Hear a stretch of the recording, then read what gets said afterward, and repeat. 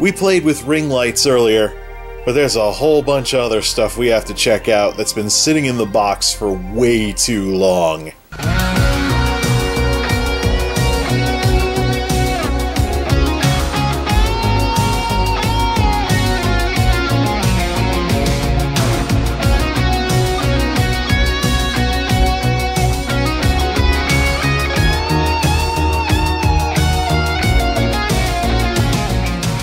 The wacky world of MultimediaJay.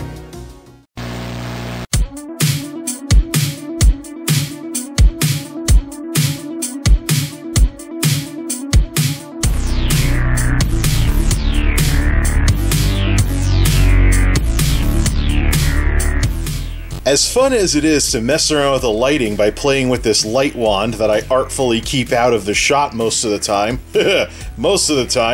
let's get back to some more normal lighting here. And let's check out some of the stuff that's been driving me nuts on stream for the longest time. Stuff that has been sitting in the box for way too long. With some of this stuff, we're talking stuff that's been in the box for weeks. First, a reprise of the whole ring light experiment from earlier. The safety store with the 9-to-5ers had some more cool stuff in there, including some scratch and dent stuff, and I had some safety currency to spend. So guess what happened? Well, obviously.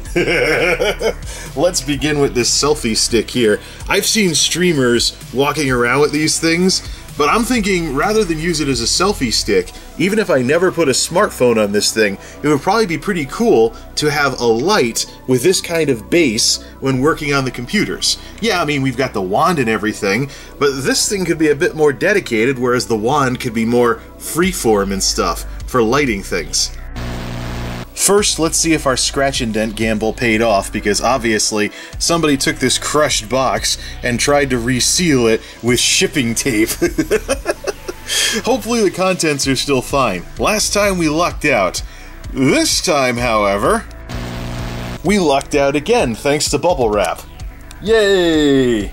So it only got dinged instead of crushed. The big thing is whether the ring light part of this still works. Let's get it out of the bubble wrap and let's put it together. Yeah, it's basically a selfie stick with a ring light, so at its core, it's a selfie stick with a rather floppy ring light that runs on batteries. I'm just throwing some charge on it with the red charge box. This opens up, it turns into one of those spring-loaded things you put your phone inside, and you just walk around with it being all, "Haha, I'm a streamer, yeah, right.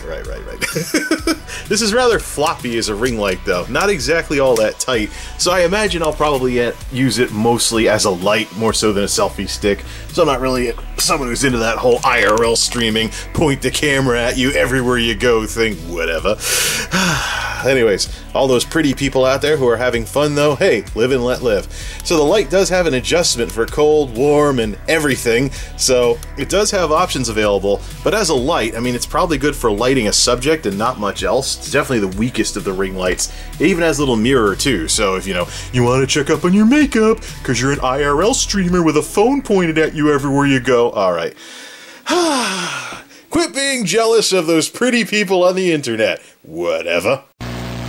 Dun dun dun dun dun dun dun dun dun dun. There it is, fully extended. So as far as ring lights go, I mean, it is battery powered, so it's not all that strong, but it could probably light you up for a selfie and whatnot. Put your phone in there, carry it around, and be like, "Hey, I'm a streamer, woohoo!" Yeah, yeah, I'm not really the target market for one of these things, but I could probably find some use for this thing as a light, somehow. Just gotta think of something. Whoops! I went to see how floppy this thing is, and the whole thing fell apart. Maybe this is the part that got crushed. Well, I suppose I guess what this means is I can actually take out the mirror. I don't really need a mirror in one of these things anyways, but what is this, like some magnet thing that held it on, and there's the battery in there, and will this go back together, or is this the part that got crushed? Oh well, I broke it! Whatever. And there's the LED array after the whole thing came apart. Ooh, sparkly. Hope it doesn't damage the camera or anything with how bright it is. It's amazing, how much high-LED technology has progressed. There we go, we got some. Do we have different ones? Yeah, we have different ones for cold and warm, and there they are all combined together. Ooh, this looks so trippy through the viewfinder. This thing has to go back together, but yeah, it was pretty floppy to begin with, and now the whole thing just fell apart. Scratch indents. You take your chances with them. Whatever. Well, I got it to go back together and look like a ring light again. Don't know how much it's gonna stay together, but we can just use this as a light. It's not all that great of a light, but it's still a light nonetheless. I mean, you can see where the seam is coming apart on this thing. I probably should just glue this thing so it stays shut. And then we'll just go at it with a putty knife if we ever need to open it back up again. Yeah, all that was just because I was seeing how flappy this thing is. It's just really flappy and the whole thing just fell apart. Then again, this thing was pretty crushed, so who knows? Well, I hope it stays together now. I think this will just be like a light that I use every so often, and we'll just figure out the rest of it. For a battery-powered light wand, I suppose it's okay. We can use the mirror to reflect some of the light that comes back towards it. Who knows? It's a selfie stick. I think the selfie stick part is probably built better. Yeah, the selfie stick part is probably built better than the selfie stick light. So it's a ring light, it's something to experiment with, and maybe one of these years I might actually put a phone in this thing and walk around with it. I don't know. Either way, it's a tripod for a phone, minimum, but it could also serve as a ring light if the ring light will actually stay together. Let's move on, please. There's also this remote thing as well for iOS and Android. I'm guessing this is how you change cameras using the selfie stick once you pair it up with Bluetooth to your phone. Well, let the streamers mess with this stuff. I'm just going to use it as a light. Okie dokie. Well, scratch and dent selfie stick out of the way. Multimedia is basically sights and sounds, and the entire rest of the stuff that's been sitting in the boxes has more to do with sounds. Let's check out these microphones. So some of you folks may have noticed that I've reverted back to the old 1080p camera that I've been using in these videos for years, the old Sony Handycam, instead of using the new Canon Vixia. That's because, aside from the issues with this being an MP4 camcorder, and the issues with MP4 and the phantom syllables and the editing software that I often have to edit out after videos go to YouTube these days, I've also been trying to find a good microphone to use now that I finally have a camera for the first time since the Canon Alora in 2006 that can actually take an external microphone.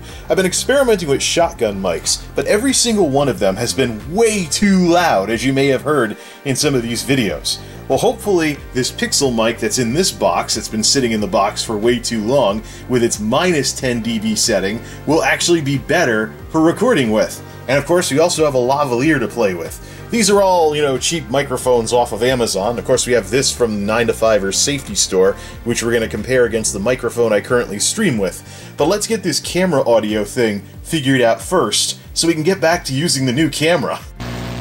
First, here's the control that we're starting with. This is the best that the built-in microphone can do. Probably sounds a little muddy, and this is with an EQ preset applied for music. By default, it sounds even worse. And even the speech one sounds worse than this. But hey, it's a built-in microphone. This is what you start with, so we can't complain.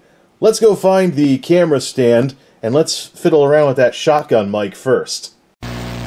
Okie dokie, back to the old camera until we get this working here. So this is the Pixel MC650. It's got a decent, it's probably got enough cord length to make it down to the camera in the little shoe mount that I've been carrying around. Comes with a standard foam cover on the shotgun microphone, a mini extension cable for extending the shotgun mic if you're putting it on some kind of separate stand from the camera, and then this fluffy thing. I don't know why this is included in, but I guess some people don't want their microphones to look like microphones and would rather tick off PETA instead, although I'm sure these are synthetic fibers, but it's nice and fluffy. We'll keep all of this other stuff inside the carrying case that came with it. One of the things I like about this mic specifically is that it runs off a standard battery. Number one, it's got a low cut, so you have a low cut filter. You also have minus 10 available as well, so if your recordings by default are too loud, you can attenuate the volume a little, you can keep it neutral, and you can also increase the volume plus 10 dB, and I'm guessing one of these lights is a clipping light to let you know when the audio is distorting, so I don't know why this thing is standard. So, do people really want their microphone to look like it's made out of fur for some reason? I don't know. Must be a YouTuber thing that I'm not familiar with. batteries for this thing are the standard round batteries instead of a 9-volt. That's huge. I don't want to have to keep 9-volt batteries around just for a shotgun mic. I'd rather use rechargeable NIMS instead. The only issue was some genius jammed a thing of silica gel in there and I needed needle nose pliers just to get it out. Let's put some charged NIM batteries in here and hook up the camera. Utterly stark lighting, or something like that. So yeah, well, one of the things I like about this Pixel mic already is there was a lot of noise with the other microphones that I've tried, like this one that charges off of micro USB, because there's no real shock mount type thing, so if the thing rattles too much, you're gonna have issues here. But obviously there's a little bit of shock interface in here, so even if this moves a bit, this is just gonna flop a little. It's not going to transmit a lot of the vibration, I hope anyways. So yeah, we got -10, 0, and +10 decibels. We have regular, on, and low cut. And of course there's a green light for when it's on. If you make too much noise, the red goes off if it's distorted, or if I get too close to the microphone, it'll start. Alright, let's see what this sounds like. We have regular and we have low cut mode, and we're gonna see what exactly does this sound like with this new setup. Also with the -10, does that make a difference with the volume usually being way too loud? When I use an external microphone on here, this is what? -10? Focus! It's at a -10 right now, and if you look at the VU meters, it's not going all the way to 0 every single time. Whereas if we put it up to 0, now we're floating around 0 a lot of time, and +10 pretty much means we're always there. But the reason I got this very specifically was for -10, so that the volume and whatnot won't be too loud. Well, let's see what it all sounds like here. Okie dokie, external microphone time with everything set to -10 and normal mode. The issue I have though is that the mini cable for this thing is going over the viewfinder screen, so it's a little annoying that in that respect. But I'm behind with the -10, and now let's bring it up to 0. Alright, now it's at 0. Let's see if this is too... I'm sure that +10 is going to be way too loud. Now we're at +10, and this is standard mode. Obviously it's way too loud, the red light's going crazy. So back down to -10 it goes. Now let's compare what it sounds like in normal mode with the low cut turned off. This is the normal way this microphone is picked up, and this is with the low cut mode turned on. So what does this sound like, I wonder? We're gonna have to check out the footage on the computer afterwards to see what exactly we've purchased here. But the shock mount thing, of course, is pretty cool and all, and in terms of not transmitting vibration, at least not too much vibration, I hope. Let's tap the camera thingy here. So hopefully that sounded like tap, tap, tap instead of thump, thump, thump. We gotta check it out afterwards. So let's also see if this thing is in stereo. So we have it on -10. Let's turn the low cut off. Okay, we're back to normal audio here. Alright, let's do an old-fashioned stereo test by moving the stand over. Left channel. Center. Right channel with plenty of Delosaurus. I don't think it's a stereo mic, but hey, I think it's better than the built-in mic and what we had before. Worst comes to worst, I just loosen the grip and spin it around or something. Heck, we also have a lavalier to test as well, so we can always test that too while we're at it. Alright, let's see what this thing sounded like. Yeah, I thought so. Typical mono shotgun mic. Good for recording dialogue and voiceovers and stuff, or I could put it on some kind of stand and have it pick up my voice directly instead of putting it on this little shoe thingy that I have the camera on, but where's the fun in that? So if I take the camera out into nature and stuff, just use the built-in mic to pick everything up in stereo, get the birds chirping in the trees and the ambience and things like that. But for dialogue-driven stuff like this, it's cool that a shotgun mic can still sound pretty good even when I'm behind the microphone. And if I can go off to the side, the dialogue is still centered because it's not a stereo mic. So if I'm tinkering with a computer, I can point this thing wherever the heck I want and not sound like I'm moving all around the room. So headphone users rejoice.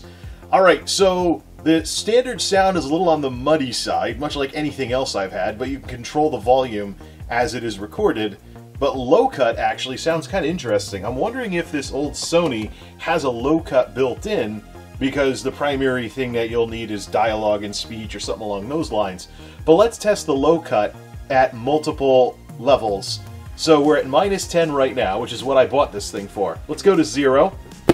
Now we are at 0, and the red light's going off a bit that I'm a little too loud, but it's not really showing. It's showing up on the microphone, but it's not showing up in the camera. And so this is low cut with 0 decibels. Now let's move up to +10. We are now in way too loud mode with a near consistent red light. With a low cut filter and +10 decibels. So let's see what this sounds like. This is all a test to see what the low cut filter can do, and I think the low cut sounds pretty good compared to the muddiness of the full thing, especially since I'm behind the camera and everything. We'd have to see though when recording videos if the videos got too tinny with like computer tinkering and stuff. The other cool thing about this camera is that you can actually leave it open all the time and shut it off with a button press. But look at how the cord for this thing just juts in front of the screen. Makes me want to buy a 90-degree adapter for minis just to plug this thing into the camera, because I don't like this. This is probably the worst part about the whole microphone. Either way, let's shut this thing off, and let's see what the footage was like. Okay, back to the old reliable Sony. So in this case, I think that the shotgun mic thing is kind of cool to an extent, and this is the most robust one that I've picked up as of yet. So, but I think shotgun mics have their uses, but the built-in mic will have its use if I need something in stereo, and of course, bass roll-offs and stuff can be good for dialogue. But I just find it interesting that this Sony actually has a better bass roll-off than the Canon that is several years newer than it. Alright, let's check out this Lavalier. This is the Bietrun wireless lavalier microphone. For those of you who don't know what a lavalier is, it's basically one of those cordless clip-on mics that you might see people using on like TV shows or other stuff or things like that. A lavalier used to be super expensive, but in today's wonderful world of what used to be audiovisual or pro stuff going consumer grade and whatnot, and of course the rise of all this work at home, YouTubing, streaming, and all this other fun stuff, prices have dropped. So let's check out this little doohickey from Amazon. Continuing down the lavalier rabbit hole as these things charge up, there's a thing that goes into the camera and there's a thing that goes on you somewhere and it broadcasts, they all broadcast to each other. In this day and age though of consumer grade podcast equipment being all over the place, these actually charge off of micro USB. There's a little adapter too to take that plug and turn it into that other plug, those mini looking plugs there, and a nice little carrying case for all this. It seems like everything comes with a carrying case these days. So we're going to let these things get some charge and then see if we can get some cleaner dialogue with a lavalier instead of a shotgun mic and all that room noise. Okay, this is where it gets interesting because we have the lavalier and everything hooked up. This is all together, but these mics are known for not being very sensitive at all, and it's complete feast or famine. First, I had to use the adapter in order for there to be any response from the camera whatsoever. But these lavaliers are known for not being very responsive at all because of the way that they're supposed to be worn. So you're supposed to do like this and have it real close to you. But if we take a look at the meters here, even though I'm recording at the same time, as I move the mic closer, it's very hard for me to get a response. I mean, if I put this where my collar is, I don't get anything, I don't think anything's picked up. It's almost like this thing has to be clipped like right next to my mouth in order for there to be any kind of response. I mean, I pretty much got it in front of me right now. I'm holding it like it's a concert mic or something. Maybe I could turn up the sensitivity on the camera to get some better results, but this thing's volume is already cranked all the way, so the sensitivity should be all the way up. I could probably adjust it in the camera and stuff, but what this means is that the lavalier is highly insensitive. So let's check out the footage from both cameras and see if any of this worked.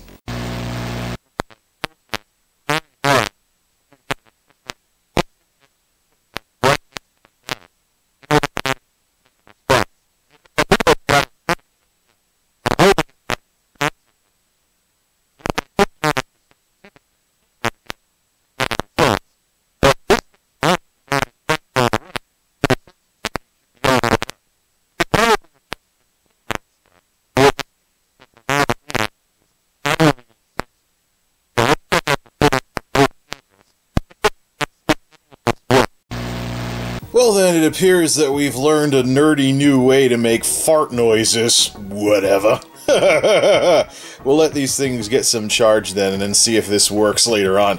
Lavaliers are known for being incredibly annoying to work with because they rely on radio transmissions, so you can have interference, all kinds of other crap.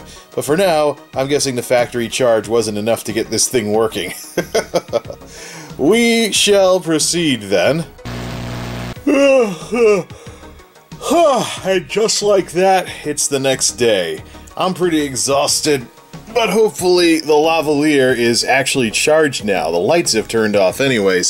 So now that this thing has had plenty of time to charge, let's see how it works. Or if it's still the little fart machine that it was earlier.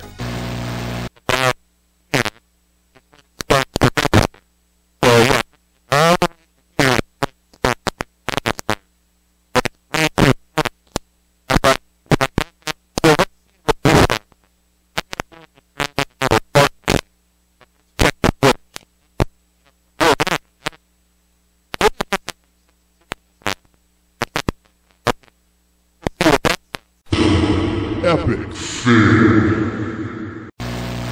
Well, we can't let some finicky lavalier ruin our night now, can we? Let's move on to our last box of the night. This thing. And this is gonna probably send us back over to the stream setup. Sometimes the way these goods are packaged kind of gets me thinking that they're selling a hobby, or they're selling a fad, or some combination of both. I already have a Blue Yeti microphone, Yeti Nano nowadays. Well, let's see how this thing stacks up to it. Heck, it even comes with a shock mount stand.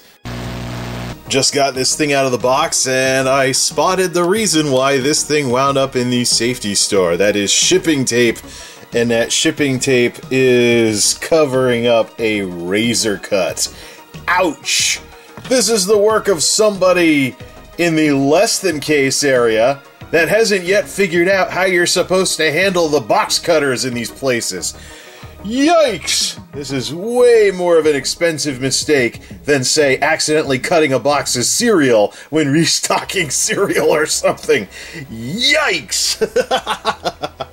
Well, despite it being a razor cut, let's see. Well, the merchandise obviously is still in one piece, but ouch. Oh boy, oh boy, oh boy. This is why you don't let the rookies anywhere near the electronics. Alright, let's check out this microphone anyways. Interesting. So the whole thing appears to run off of XLR, but it has converter cables to go from XLR to mini and XLR to USB. So my question is, though, you can see very clearly through there, is that the pickup? I know that the box shows this being used kind of like a studio mic. This is actually like a performance microphone or whatnot, like a Shure SM78 or whatever it is. But Epic fail. this looks like a pickup pattern to where you talk into the side of the mic instead of the front of the instead of the top of the mic. So, is that picture wrong? I guess we'll have to check that out. The big issue is you don't really have much of pickup patterns here, and you can see the pickups and stuff through the mesh.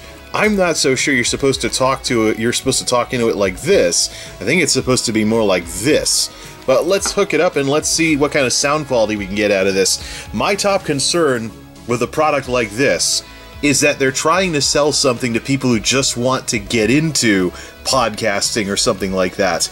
And it doesn't translate into something that has all that high of quality because they're just trying to get people in the door because they'll buy literally anything because they don't know anything about how this gear works just yet. Let's put it together and let's see what's going on here. Ugh, needed tools to get this thing together, and the windscreen tore when I was trying to get it over the microphone. Always a good sign. Oh, and if you want to see something really hilarious, check this out. USB mic. In case you needed to brag about what kind of microphone you had. XLR in, and let's hook this thing up. Alright, we're going to go over to the streaming setup. We're going to head over to the streaming setup and see what this thing sounds like. I gotta push that in until it clicks as well. Oh boy, where do we even begin with this thing? So first order of business is a dumb mic. There are no buttons on it to turn it on and off like there is on the Yeti Nano. I mean, I can mute this just like this. and stuff along those lines. Also have level, and most importantly, I can hear myself directly through the headphones with no latency because there's an audio out on the side of it, as opposed to on this thing where if I turn it on, there's going to be a slight bit of lag. And so I don't know if you've ever talked with yourself going in and out of a computer's system like this, but it's really hard to follow. You want to talk slower because of what you sound like. Now, let's turn this off. And because we have to control this through software, let's turn this on. And so let's see, let's mute this. So I can still hear myself. Oh, I'm echoing now. So let's see. No, let's turn off the monitoring for this. Yeah, let's turn this off. No monitor, please.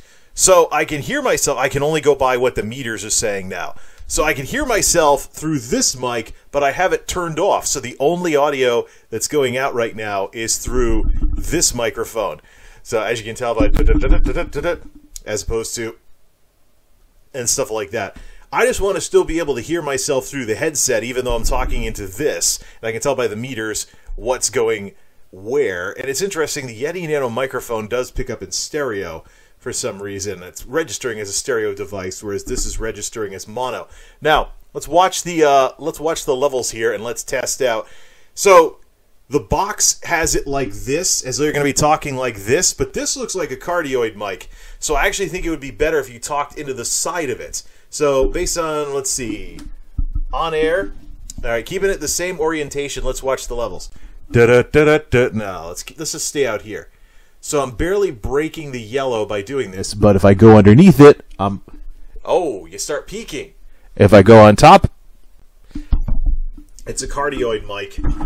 It's actually made to be talked into from the side, similar to this. Now it's too loud. All right, let's switch microphones here. Okay, back to the Yeti Nano through software, baby. So, one of the key things we got to do here while we're recording is let's take the filters, the noise suppression, and the compressor. Can I take that? I just want to copy them over. Can we copy filters? Yes. So, let's copy the filters from the Yeti Nano onto the Tzumi mic, which I think this is a Tzumi, right? And so, paste filters. The Tzumi mic now has noise suppression and compressor. Let's see what kind of a difference it makes. We'll mute an OBS and turn the sound source back on. Okay, so based on the levels and stuff, I can still hear myself a little bit in the headphones. But yeah, talking into the side of this thing is how it's meant to be talked into, versus talking into the front like the picture suggests. Yeah, you always got to watch with the marketing material on these things. But the big reason why I wouldn't want to use one of these outside of an XLR setup where I had a mixer going and things like that is just the lack of real-time monitoring. It really is annoying trying to listen to yourself with a little bit of latency from going in and out of a computer like this. So, yeah, we'll just talk like this for a bit and let's see what it sounds like and switch back to the Yeti Nano. And just for fun, here's both microphones at once with me in the middle of them. I don't know what this really does, but... so what does this sound like? All right, holding it loose now, and the Yeti Nano is turned off, and we're just doing this, and we're talking towards the thing that says on air.